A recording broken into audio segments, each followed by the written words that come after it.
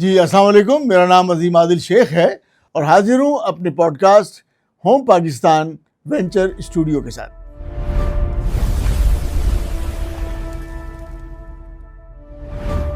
इस वक्त तो अगर हम बात करते हैं तो पूरी दुनिया के ऊपर अगर हेजेमनी किसी की है तो अमेरिकन हेजेमनी है। पूरी दुनिया पर अमेरिका का तसल्लुत कायम है, अमेरिका का दबदबा है।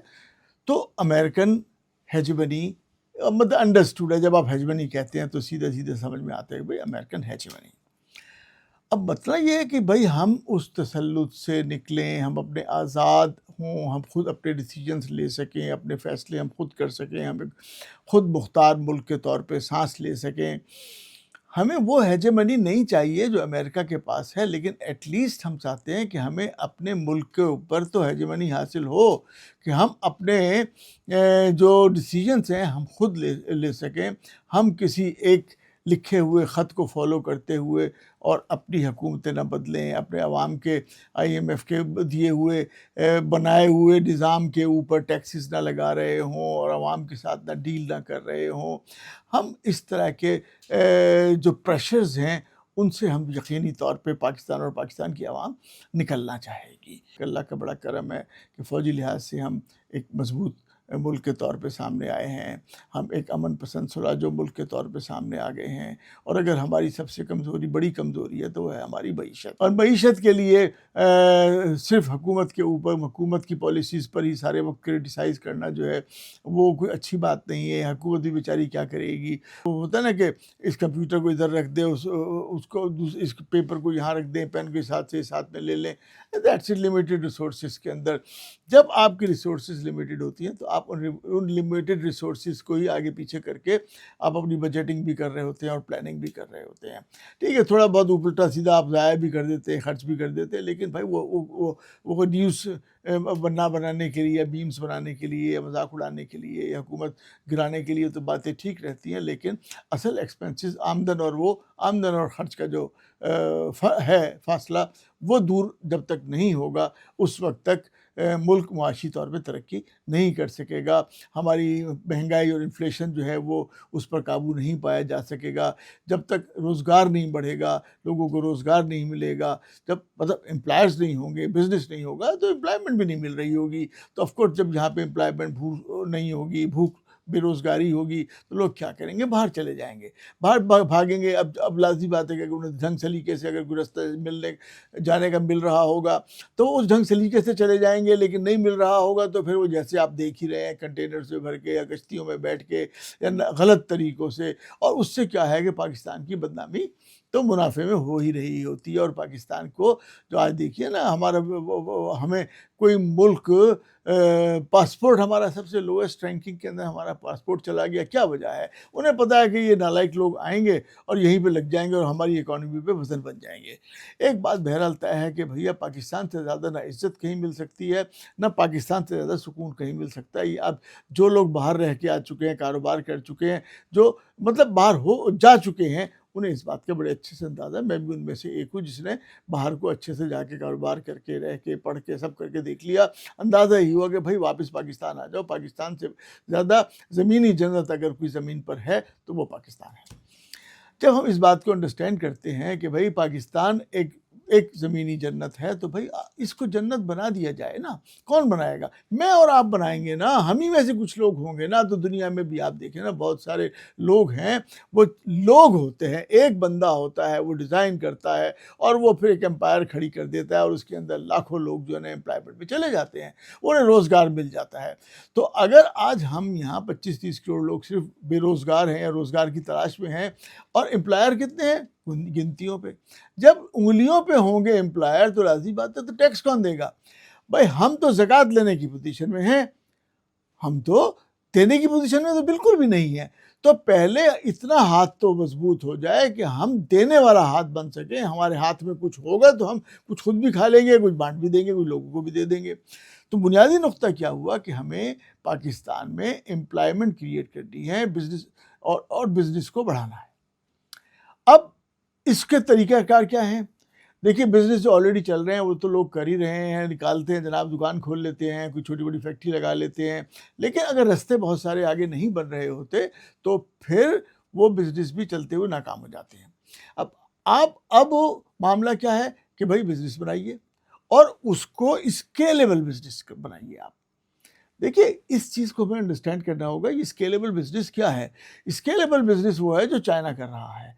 अगर चाइना में कोई प्रोडक्शन होती है और पूरी दुनिया के अंदर उसको सप्लाई हो जाती है, तो उसको हर दुनिया से ऑर्डर आ रहे होते हैं। उसकी जो प्रोडक्शन भी, जब प्रोडक्शन आप बढ़ा देते हैं तो उसकी कॉस्ट ऑफ प्रोडक्शन कम हो जाती है और आप मार्केट के अंदर कंपिटिटिव हो जाते हैं और आपकी चीज़ निस्बतन सस्ती मिलती है, तो उसका बायर भी बढ़ जाता है। तो जब आपका बायर बढ़ जाएगा, जब आप कॉम्पिटिटिव हो जाएंगे, तो आपकी डिमांड और ज़्यादा बढ़ जाएगी। मतलब एक बिल्कुल एक साइकिल है, उसको वो शुरू हो जाती है। तो अब अगर हम पाकिस्तान के अंदर हम एम्प्लॉयर्स पैदा करना चाहें, हालांकि गवर्नमेंट ऑफ पाकिस्तान ने बड़े अच्छे इनिशिएटिव्स लिए हैं और गवर्नमेंट ऑफ पाकिस्तान ने नेशनल इंक्यूबेशन सेंटर कायम किया है, जिसमें ऑलमोस्ट 70% के करीब तो गवर्नमेंट का इन्वॉल्वमेंट है, बाकी 30% जो है वो प्राइवेट पार्टीज ने इन्वेस्ट किया हुआ होगा, लगाया होगा पैसा, तवज्जो दी होगी। लेकिन बहरहाल NIC नेशनल इंक्यूबेशन सेंटर जो है पाकिस्तान के चंद बड़े शहरों के अंदर मौजूद है और वो अपनी सर्विसेज मुहैया कर रहे हैं। उससे ऑफ कोर्स पाकिस्तान में कुछ ना कुछ एम्प्लॉयर्स तो पैदा हो रहे हैं स्टार्टअप्स की फॉर्म में, लेकिन उनकी अगर तादाद इतनी मज़ेदार नहीं है जो कि पाकिस्तान की इकोनॉमी को चेंज करने के अंदर कोई बड़ा रोल अदा कर सके। तो ये अब इसके लिए भी हम इंशाल्लाह इससे अगले एपिसोड के अंदर हम NIC के कराची के रूह रवां हैं असफर साहब, उनको हम तहमत देंगे, वो आप उनसे मिलेंगे, बहुत सारी बातें आप बराह रास्त उनके मुंह से सुनेंगे, तो आपको बातें कुछ ज़्यादा समझ में आने लग जाएंगी। अच्छा, हमने अपने तौर पे NIC क्या कर रहा है वो हम तो असफर साहब से सुनेंगे, लेकिन इस मामले में हमने क्या समझा और हम क्या करने जा रहे हैं। तो जनाब, मेरी जो ऑर्गेनाइजेशन है वो है होम पाकिस्तान और मैं उसके चेयरमैन हूँ। मैं, मेरे दोस्त, मेरे साथी, मेरे एसोसिएट्स, हम तमाम मिलकर इस मकसद के पीछे लगे हैं कि जनाब एम्प्लॉयर्स पैदा किए जाएं, एम्प्लॉयर्स ग्रूम किए जाएं, एम्प्लॉयर्स को सपोर्ट की जाए, एम्प्लॉयर्स को फैसिलिटीज़ प्रोवाइड की जाए, एम्प्लॉयर्स के मसले हल किए जाएं। अब ये एम्प्लॉयर्स कौन लोग हैं?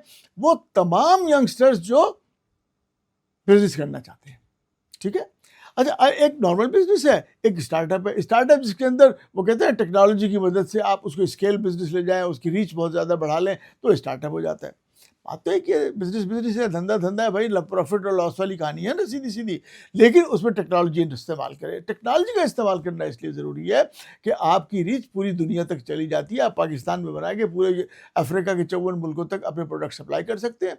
तो क्यों ना करें भाई, हम पाकिस्तान में बना के अमेरिका, कनाडा, यूरोप तमाम मुल्कों के अंदर अपने प्रोडक्ट्स भेज सकते हैं। क्यों ना भेजें? जब सारी फैसिलिटी, सारी चीज़ें अवेलेबल हैं, तो हमें ऐसा करने में कौन सी चीज़ माने है? तो हमें ये काम करना चाहिए। लेकिन एक चीज़ को बड़ी शिद्दत से ऑब्जर्व किया गया है कि ये जो स्टार्टअप्स हैं, ये नाकामी बहुत है। रेशो जो है नाकामी का, इनका बहुत ज़्यादा है। जब मैंने इसको स्टडी किया तो देखिए, मेरा भी बिजनेस एक्सपोजर बहुत ज़्यादा है।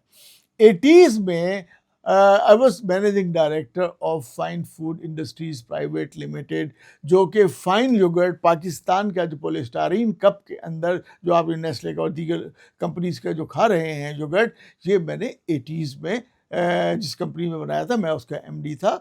ठीक है जी। और वो मैंने उस वक्त, उस ज़माने में वो फैक्ट्री जो थी वो लगाई थी। ऑफ कोर्स वो बहुत अर्ली एज थी, तो मिल्क एंड योगर्ट का यूँ समझ लिए कि मैं पहला इंडस्ट्रियलिस्ट था जो पाकिस्तान में। तो मेरी एक प्रैक्टिकल लाइफ जो है, और चूँकि मैंने मास्टर्स भी किया हुआ है फूड साइंस एंड टेक्नोलॉजी में, थोड़ी बहुत एजुकेशन अमेरिका से भी ले ली हुई है, तो फूड बिजनेस मुझे समझ में आ गया था उसी ज़माने में, और इंडस्ट्री लगा के मैंने उसको सक्सेसफुली पाकिस्तान में मार्केट भी किया। बहुत सारे लोग जो PIA में ट्रैवल करते रहे होंगे, वो तमाम लोग मेरे बहुत उन्होंने ज़रूर टेस्ट किया होगा। फ्रूट योगर्ट हमारा था, that was very popular in PIA। तो बहरहाल, तो अब क्या है कि हमें उन यंगस्टर्स को तैयार करना है, सपोर्ट करना है, मदद करनी है कि जो कि बिजनेस कर सकें। अच्छा, अब बिजनेस के हवाले से क्या बात सामने आती है कि भाई जो लोग फैमिली बिजनेस कर रहे हैं, they are more successful. Startups are not successful because उनको इतने सारे हर्डल्स मिल रहे होते हैं कि फाइनली स्टार्टअप जो है वो ज़बीबोस हो जाता है। आज अगर आप AI पे जाएंगे तो आपको बहुत सारे ऐसे स्टार्टअप का नाम मिलेगा जो कि बंद हो चुके हैं, 3-4 साल पहले बंद हो चुके हैं। बड़े नाम थे, बहुत बड़े नाम थे, लेकिन वो बंद हो गए। अब स्टार्टअप, वैसे भी दुनिया भर में स्टार्टअप्स के बंद होने का रेशियो बहुत ज़्यादा है। तो मैंने जिस चीज़ को अंडरस्टैंड किया, जैसे मैं थोड़ा बताया ना कि मेरा इंडस्ट्री और बिजनेस से थोड़ा ताल्लुक रहा है हल्का फुल्का, तो उससे मुझे ये समझ में आया कि भाई बिजनेस करने में एक नए आदमी को बहुत ज़्यादा हर्डल्स का सामना होता है, उसको सपोर्ट चाहिए होती है, बहुत सारे उन लोगों की जो ऑलरेडी बिजनेस कर रहे हों, या मेंटरशिप की रिक्वायरमेंट होती है। तो अगर आप सिंपल एनआईसी के अंदाज में स्टार्टअप शुरू करेंगे तो भाई आपके सक्सेस के चांसेस थोड़े से कम हो जाते हैं, क्योंकि आज तक की प्रैक्टिस जो है वो यही बता रही है। जबकि फैमिली बिजनेसेस, अब बहुत सारे बिजनेसेस को अगर आप नाम लेंगे, ऑफ कोर्स इस पॉडकास्ट में नाम नहीं लेना चाहूँगा बहुत सारे, क्योंकि बात बड़ी लंबी हो जाएगी। बस यही कहना काफ़ी है कि बहुत सारे बिजनेसेस ऐसे हैं जो कि फैमिली बिजनेसेस हैं and they are very successful in the world. तो अब अगर फैमिली बिजनेस को हम देखते हैं तो फैमिली में भैया पूरे चाचा मामू दादा अब्बा भाई सारे लोग होते हैं, एक दूसरे की मदद कर रहे होते हैं, जहाँ जो फंस रहा होता है उसे ट्रेनिंग दे रहे होते हैं। इस तरह से वो फैमिली बिजनेस जो है निस्बतन ज़्यादा आसानी से सक्सेसफुल हो जाता है। इस कॉन्सेप्ट को लेते हुए, मतलब हमने उसको स्टार्टअप कॉन्सेप्ट जो एनआईसी का तरीक़ाकार है और जो फैमिली बिजनेस का तरीक़ाकार है, हमने उन दोनों को मिलाकर आपस में हमने home Pakistan venture studio create कर दिया। ठीक है, होम पाकिस्तान वेंचर स्टूडियो की हमने समझे बुनियाद रखी और उसका तरीक़ाकार हमने ये रखा कि जनाब हमने बना दिया बिजनेस बोर्ड। बिजनेस बोर्ड समझे दादाजी, हमने इस मुल्क के अच्छे रिकग्नाइज्ड बिजनेसमैन साथ अपने मिलाए और उनसे कहा कि भैया आप हमारे साथ एस दादाजी की पोजीशन पे आ जाएं, जिनका काम होता है कि फैमिली को, कुनबे को साथ मिला के रखना, और उनके आपस में अगर कोई रिफ्ट, कहीं मसले मसाइल आ जाएं तो बस फैमिली को जोड़ के रखना दादाजी का काम है। बिजनेस नहीं कर रहे हैं दादाजी, दादाजी सिर्फ बिजनेस को जो जो फैमिली है, प्रोफेशनल फैमिली, उसको जोड़ के रख रहे हैं। अब प्रोफेशनल फैमिली हम कैसे बनाएंगे, उसके अंदर 3 हमने उसके पार्ट्स कर लिए। एक हमने पहला पार्ट किया, दैट इज फाउंडर्स क्लब बना दिया उसे। ठीक, फाउंडर्स क्लब में पाकिस्तान के तमाम तर बिजनेसमैन जो कि बिजनेस को अंडरस्टैंड करते हैं और किसी भी नए यंगस्टर्स के स्टार्टअप बिजनेस में इन्वेस्टमेंट भी करना चाहते हैं। ठीक है, उन्हें एंजल इन्वेस्टर कह लें आप, जो भी इस तरह का नाम दे लीजिए, और लेकिन वो अंडरस्टैंड भी करते हो बिजनेस को। हमने उस क्लब का हिस्सा, उसका पार्ट उन्हें बना दिया। हमने कहा जी आप इसमें शामिल हो जाइए।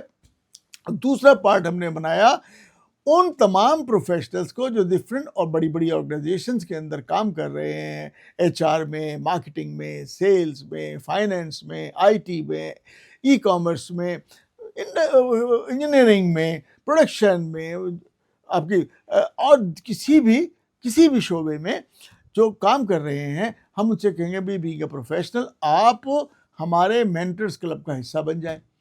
और फिर क्या करेंगे हम कि जो अब तीसरा हिस्सा आ जाए, इनको कैसे ज्वाइन करना है वो मैं अभी आपको बताता हूँ। तीसरा हिस्सा हमने बनाया को फाउंडर्स क्लब। अब को फाउंडर्स क्लब में हमने उन तमाम यंगस्टर्स को शामिल किया जो कि कोई भी बिजनेस करना चाहते हैं, कोई भी स्टार्टअप शुरू करना चाहते हैं, तो वो हमारे पास उस को फाउंडर क्लब का हिस्सा बन जाएंगे। उस को फाउंडर क्लब का हिस्सा बनने के बाद वो हमें अप्रोच करेंगे, जो भी उनका प्लान है, जो भी उनकी प्रेजेंटेशन है, वो हम भेजेंगे। हम उस फिजिबिलिटी को या उनके जो भी प्लान है उसको देखते हुए ये तय करेंगे कि भाई इसको फर्दर कैरी किया जाए या नहीं किया जाए। जो हमारी टीम के मेंबर हैं, होम पाकिस्तान के टीम के जो प्रोफेशनल्स हैं, वो उस चीज़ को तय करेंगे कि भाई ये आगे इसको फर्दर मूव करना है या नहीं करना है। अगर वो कैपेबल होंगे कि उन्हें फर्दर आगे हमने मूव करना है, तो हमने already at cost companies engage की हुई होंगी। वो क्या है, वो एक लीगल कंपनी, लीगल उसका एस्पेक्ट से उसको देख लेगी, और दूसरी है फाइनेंशियल, केपीएमजी वगैरह, इस तरह से कोई भी अच्छी कंपनी। हमने कहा जी इसकी वायबिलिटी एंड फिजिबिलिटी हमें बता दें आप। Of course they will charge, हम पे कर देंगे, उसके लिए कोई मसला नहीं है। हमने जब उसको उसकी कानूनी हैसियत, उसकी जो है इकोनॉमिकल जो फिजिबिलिटी एंड वायबिलिटी उसकी वेट कर ली, देख ली, उसकी चेक कर लिया, और अगर वो दोनों इशारियों पे वो पूरे उतर रहे हैं, तो फिर हमने उसको अपने पास लाके हमने मेंटर्स को भी भेज दिया जो हमारे क्लब के मेंबर होंगे, और हमने फाउंडर्स को भी भेज दिया। ठीक, अब उन दोनों को जब हमने भेज दिया, हमने कहा जी जो लोग इस अच्छा, इससे पहले हमने क्या किया, जब हमने देख लिया कि हाँ भाई ठीक है, ये ओके है, तो हम क्या करेंगे, जो हमारे को-फाउंडर्स हैं जिन्होंने हमें अप्रोच किया होगा, हम उनसे कहेंगे भैया आके हमारे पास यहाँ बैठ जाइए, इसी स्टूडियो में हम आपसे बैठ के इंटरव्यू करेंगे, आपसे आपकी पिच सुनेंगे, जो पिच होगी आपकी वही समझे, वो पिच हम तो रिकॉर्ड कर रहे होंगे, हम तो आपसे बातचीत कर रहे होंगे, लेकिन एक्चुअली वो तैयार की जा रही होगी for mentors and for founders. उनके लिए वो एक पिच तैयार हो जाएगी। आप हमें अप्रोच करेंगे, फिर हमारे साथ कोऑर्डिनेशन होने के बाद हम आपके अपने स्टूडियो में बुला लेंगे, आपके साथ हम बातचीत करेंगे, आपकी पिच तैयार हो जाएगी बिल्कुल उसी तरह जिस तरीके से एक टीवी शो है शार्क टैंक, उसकी तरह से। वो उनका मामला क्या है कि वो वहीं खड़े-खड़े आपको जनाब फाइनेंसिंग हो जाती है। उसके बाद फिर उसकी वेरिफिकेशन और सब चीज़ें चेकिंग हो रही होती है, उसके अंदर बहुत सारे जो होते हैं मामलात आगे पीछे हो जाते हैं, तो कोई आगे बात बढ़ पाती है, कहीं नहीं बढ़ पाती। हमारी सिचुएशन में क्या होगा कि आपकी पिच हमारे सामने आ जाएगी, हम लीगल को और फाइनेंशियल कंपनीज़ को भेज देंगे, उनसे वेट करवाने के बाद तो फिर हम उसको आगे फाउंडर्स एंड मेंटर्स को, जो प्रोफेशनल्स हैं, उनको भेजेंगे। अब यहाँ पे क्या होगा कि हम अगेंस्ट इक्विटी आपको, जो एक फ़र्ज़ कर लें, मैं नाम ले रहा हूँ, एक बड़ी कंपनी का, अच्छी, मैं समझता हूँ उन्हें खुश होंगे, नाराज़ नहीं होंगे इस बात पे। फ़र्ज़ के लिए एंग्रो, वो एंग्रो के कोई डायरेक्टर मार्केटिंग है या मैनेजर मार्केटिंग है, अगर वो हमारे साथ आना शामिल होना चाहें, लाज़िमत एडवाइज़ ही कर रहे हैं, जॉब तो नहीं कर रहे हैं ना उनके पास। तो किसी को वो भी चाहेंगे कि यार हम यंगस्टर को अगर सपोर्ट कर रहे हैं तो अच्छी बात है, हमारी एडवाइस से अगर कोई कंपनी खड़ी हो जाती है, तो उसके अंदर अगर उनके कवानीन उनकी इजाज़त देते हैं, तो हम कहेंगे कि भाई आप अगेंस्ट इक्विटी एक अपनी एडवाइजरी जो है ले लीजिए।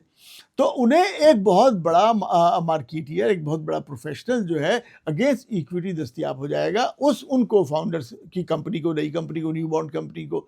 तो अब को फाउंडर्स आ गए, उसमें 2-3-4 जितने रिक्वायर्ड हैं वो अगेंस्ट इक्विटी उनका पार्ट बन गए। को फाउंडर्स ऑलरेडी उस कंपनी का पार्ट हैं, और उसके अंदर 1-2-3 फाउंडर्स जो हैं, जिनकी जिस कदर फाइनेंसिंग रिक्वायरमेंट हुई है, उस अंदाज से हमने फाउंडर्स को मिला के वो एक कंपनी फॉर्म कर दी।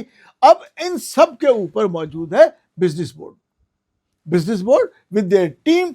बिजनेस बोर्ड जो है वो देखता रहेगा कि भाई सारी चीज़ें सही तरीके से चल रही हैं, फिर उसकी चाहे कंपनी फॉर्मेशन हो, फिर उसके जो छोटे छोटे मामला जितने भी होते हैं गवर्नमेंट से और परमिशन से रिलेटेड, और वो तमाम तर जो है वो फिर बिजनेस बोर्ड उनकी मदद करता रहेगा और उस प्रोसेस से उनको निकाल के एग्जीक्यूशन तक लेके आ जाएगा। और उसके बाद जब एग्जीक्यूशन के आने के बाद लॉन्चिंग है, मार्केटिंग है, उसको फिर आगे दुनिया तक पहुंचाना है, उसके पूरे रास्ते जो है वो business board, home Pakistan business board जो है वो मराहिल भी तय करने में उनकी मदद कर रहा होगा, in association with the mentors. वो जो कि उनके इक्विटी पार्टनर होंगे, उनका मशवरा शामिल होगा, उसको साथ लेके हम चल पाएंगे आगे। तो ये प्लान जनाब हम लेके आए हैं। इस प्लान के तहत हमारी कोशिश ये होगी कि हम बहुत सारे जो फाउंडर क्लब के मेंबर्स, पॉसिबल मेंबर्स हो सकते हैं, हम उन्हें अपने पास इनवाइट करें और उनसे हम आपके सामने उनसे हम बात करें, उन्हें अपना प्लान उनको समझाएं, और उनकी जो भी वो उनका कंसेंट है कि yes they are ready to join our plan home Pakistan venture studio. और उसके बाद आपको भी अंदाज़ा हो जाए, जो हमारे को फाउंडर्स हैं, कि भाई किस तरह की टीम हमारे साथ होगी, क्योंकि जो प्रोफेशनल्स हैं हम उन्हें भी इनवाइट करेंगे कि आप भी आइए भाई, आप भी इस कॉन्सेप्ट के ऊपर डिस्कस करें, और अगर इसके अंदर कोई फ्लॉ हो तो उसको ठीक करने में हमारी मदद करें।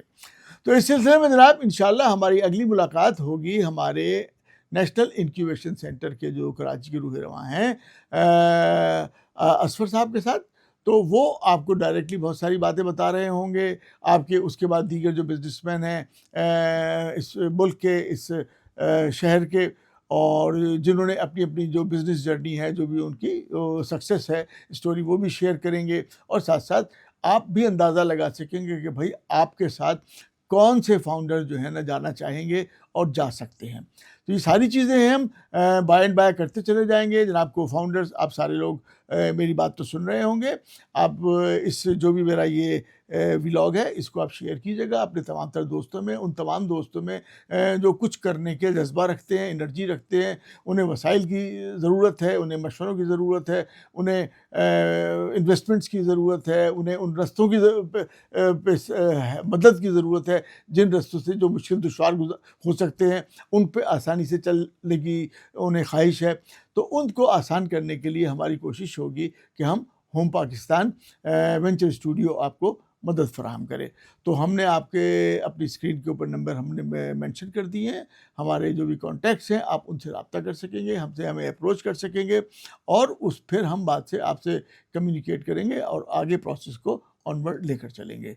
तो जनाब कोई भी क्वेश्चन हो, आप ये जो हमारे दिए हुए नंबर एंड कॉन्टैक्ट्स हैं इनसे पे आप क्वेश्चन भी कर सकते हैं। इवन आप मेरे इस व्लॉग के कमेंट सेक्शन में भी आप कर सकते हैं। तो प्लीज़ आगे चलते हैं, मिलते हैं, पाकिस्तान को तरक्की देते हैं और पाकिस्तान को मुआशी तौर पर मजबूत करते हैं। मिलते हैं नेक्स्ट एपिसोड में। अल्लाह हाफिज़।